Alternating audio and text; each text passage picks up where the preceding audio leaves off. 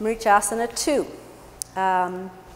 What you're about to do is to take your right leg into Padmasana. The blanket support, I am going to suggest you open up and take it like so. I'm still actually experimenting with the best use of the blanket. The Padmasana leg is down, the Marichyasana leg is up. So it may be you take a few of these, but I'm asking for more of a compact blanket, like so. Okay. Now, in fact, why don't you come up here and take a look. In Marichyasana 1, you caught the foot, excuse me, in Marichyasana 1, you caught behind the knee and drew the leg in. Now that can continue as you rotate the leg out to the side and catch and bring the Padmasana foot in. Secondly, one can also catch here. This is a knife edge against the inside of the leg. I keep this hand rotating the thigh out and I bring the leg in close, okay? For me, I adjust here. At this head of the calf, I keep my thumb there just slightly longer, extending away in order to keep an evenness on how my calf is compressed against the thigh. And if you were to consider when people have a strap, the strap is placed here behind the knee. We're holding it, and so it's supporting the head of the outside and inside calf. So when they take the foot in, this is being extended in this hand, and also these fingers are reaching forward with the back. So this way, this is what can help people avoid some of the knee strain. Without using the strap, I'm just suggesting that the thumb stay here, and that may be all you need, and that's the last thing I take away. So now this leg is in Padmasana. I lean away, I keep the root of the, excuse me, I keep the outside edge of my foot like a knife edge into the root of the thigh. And I actually will roll now onto the Padmasana leg and bring the left leg up. Once I brought the left leg up, I readjust myself. Again, these poses are compact. They're not wide, they're compact. As I come forward now and bring the arm, so it's an intensified version of Marichyasana 1, which was here, 2, which is here. So when I come down low, way down low, I might have to assist with my hand to bring the outer shin in and go lower yet. Just as you did on side 2, you found that was helpful, the scalpel effect.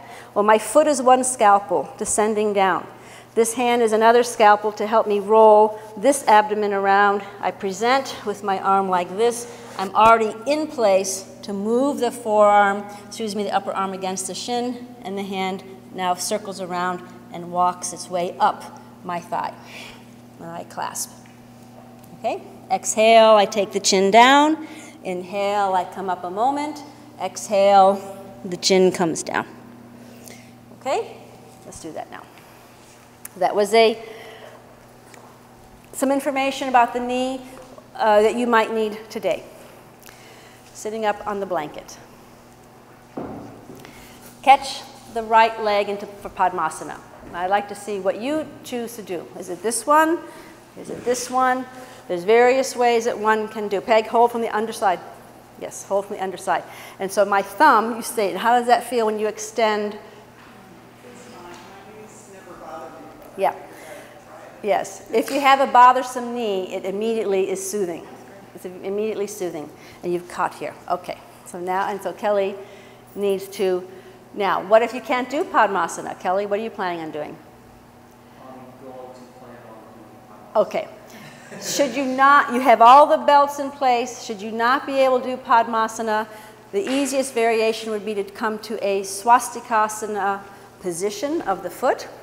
And the only variation that I'm adding, because I've taught before where the arch of the foot comes against this roundness of the thigh, because your foot is elevated and your shin is down, I'm going to suggest you elevate the foot in swastikasana. So I just simply come back and have the foot up on the blanket. I scoot back slightly more. So now I'm beginning the angle of the foot and the shin as opposed to being a little less little more complacent by having it on the floor. This is increasing the position where the foot eventually climbs its way up under the thigh, okay? Let's see how that works, Kelly. I know you're up on 2 blankets, so maybe you can decrease and just go on 1. I'd like you to do that. Decrease that and go on only on 1. All right. Same for you. I would say try decreasing it. Have the foot up. I don't think you need 2 blankets for the malasana action. I don't think you do. If you do, put it back. All right, here we go. Now, with the foot into Padmasana or your Swastikasana, stretch your arm up. With your right hand, lean off to the side. Now, this Malasana leg, or say a Marichyasana leg, there is an elevation here. But the Padmasana leg, you see how we've rolled it. You can even use this leg to roll and take the Padmasana thigh on the floor. Here's the next thing. Once the arm is up, bend the elbow. The scalpel of your right edge of the foot is there. The scalpel, the turning of the hand comes across the abdomen. At the same time, I have to walk the bottom hand forward, which is your right hand, and exhale, take the body inside this inner edge of the right leg. So now the right hand, comes and you utilize it. You utilize it to, once again, adduct the leg in, position the foot as properly as you can, toes in, the heel slightly out, and now bend the elbow in this movement. Walk down closer to the shin, and now you have to flex the elbow and bring the hand behind you. I sometimes even help it with my hand. If the shoulder is stiff, the right hand can catch the left fingers and bring the hand further up the back, okay? And so now, as you come down in the position, you've made a grip. It may just be barely having the fingers to grip. Now take another inhalation and another exhalation. So the open arm catches the closed arm. So that means your right hand is holding the wrist of the left hand. Otherwise, it may just be the fingers. Raise yourself up. Exhale, come forward. Come forward and down, descending the Padmasana leg. Do not over-raise the bent thigh. Keep it rolling from the outside in and as close to the side of the trunk as possible. Inhale, once again, lift up. Exhale, extend the body forward. Maintain that forward position and close the gap. Are you okay when I do this? Just bring the arm around more. Get up and get more of a hold. Correct. And that's it. And now head down, the chin over the knee. And I'll come up with an inhalation. So we're striving to remove this gap here. It's there, but it will eventually be removed. Okay, come up. Stretch the legs out in front of you. So you're feeling perhaps, or observing in yourself, that when you're doing the position, this